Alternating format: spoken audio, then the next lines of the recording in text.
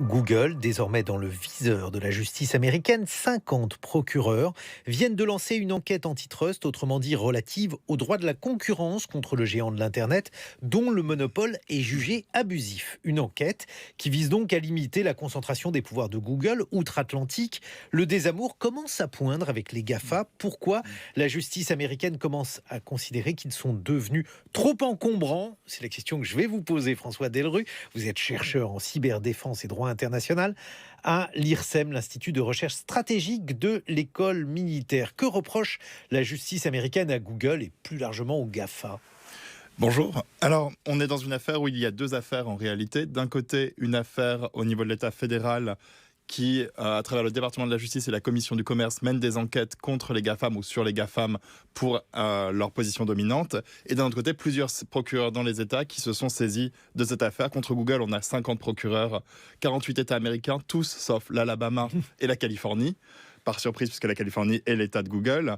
Et en même temps, le district de Columbia, c'est-à-dire la ville de Washington, et Porto Rico. Donc ça fait beaucoup. Voilà, ça fait beaucoup. Et on a la même chose contre Facebook en parallèle, où 8 procureurs se sont saisis de l'affaire. Dans les deux cas, qu'est-ce qui leur est reproché? Ce sont des enquêtes pour analyser si leur position dominante est préjudiciable pour le consommateur, s'ils en ont abusé, notamment pour Google, dans le cadre de l'utilisation de son moteur de recherche pour pousser ses propres contenus et ses propres contenus publicitaires. Qu'est-ce qu'on peut en penser à ce stade, en tout cas François Delru? L'évolution intéressante qu'on voit déjà à ce stade, c'est voir que la justice américaine et que le gouvernement américain se saisit de la question et qu'il y a une vraie remise en cause de la position dominante de ces entreprises sur le marché américain. C'est quelque chose qu'on a vu en Europe par le passé. Et on voit ici comment l'Europe finalement influence les États-Unis sur ces questions. Et oui, parce qu'avant, ces trois entreprises étaient considérées comme des champions américains à défendre. Je dis avant Donald Trump. Alors par exemple, Amazon, c'est particulièrement clair, puisqu'aujourd'hui, Jeff Bezos, le patron d'Amazon, est devenu un adversaire politique de Donald Trump. Il est considéré comme tel, je pense qu'il se considère comme tel aussi. Mais alors pour Google... je pense que la question va au-delà vraiment des clivages politiques. Ce qui est intéressant de voir, c'est qu'on a quand même 50 procureurs, ce qui veut dire qu'on a des personnes... Enfin, c'est une enquête bipartisane, à la fois des républicains, à la fois des démocrates. Et c'est plus une prise de conscience que cette position dominante qu'ils ont aujourd'hui peut être préjudiciable et qu'il peut y avoir des conséquences. On a eu des exemples par le passé. Donc, c'est pas réellement un désamour politique, je dirais, mais c'est plus une prise de conscience que, certes, le caractère immense, omniprésent de ces entreprises a des avantages, mais il amène aussi des problèmes pour le consommateur. Mais qu'est-ce qu'on pourrait faire? Parce que Google, il y a d'autres moteurs de recherche. Il y a Quant, par exemple, mais c'est un moteur de recherche français. Pour un Américain qui ne souhaiterait pas utiliser Google comme moteur de recherche, quelles seraient ses alternatives, François Delru? Alors, il existe énormément de moteurs de recherche différents. Donc en Europe, on a le français Quant. Il existe d'autres sociétés américaines, d'autres GAFAM qui ont leur propre moteur de recherche. Microsoft a Bing, Yahoo a son moteur de recherche. Il existe plein de solutions.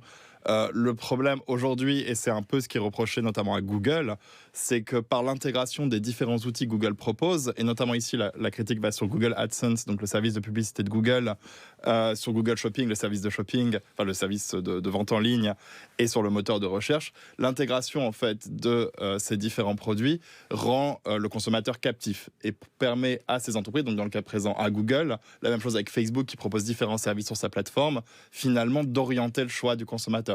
Et c'est ce qui est remis en cause par ces enquêtes. J'imagine que l'utilisation d'Android, autrement dit de l'environnement de Google, n'est pas à même d'améliorer les choses, François Delru. Non, pas du tout. Et justement, sur ces trois questions, ce qui est intéressant, c'est que dans les années passées, l'Europe a infligé 3 amendes records à Google.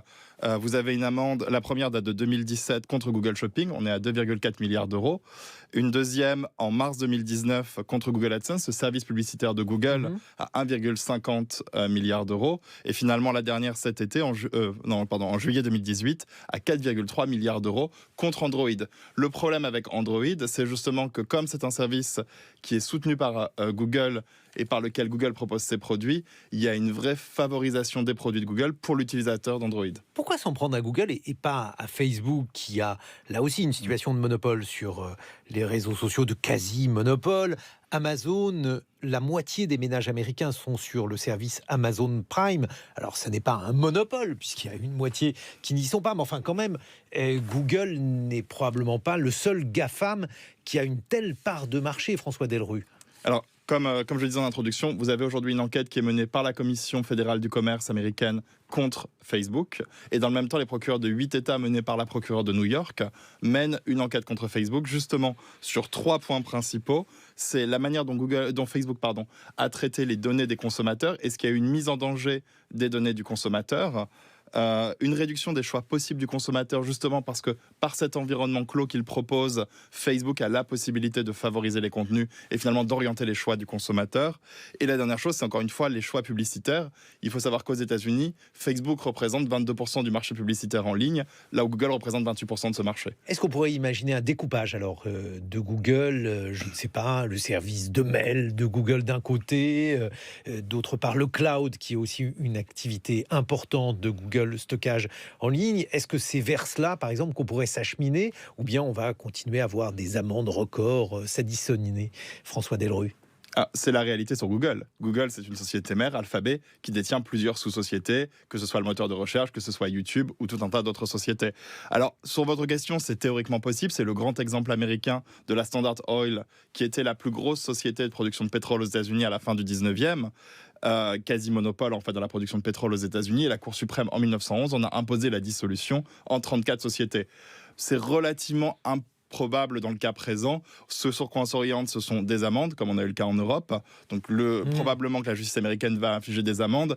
Le deuxième temps pourrait être de la part du Congrès américain de réfléchir à des lois permettant en quelque sorte de limiter ce monopole ou de donner plus de choix aux consommateurs.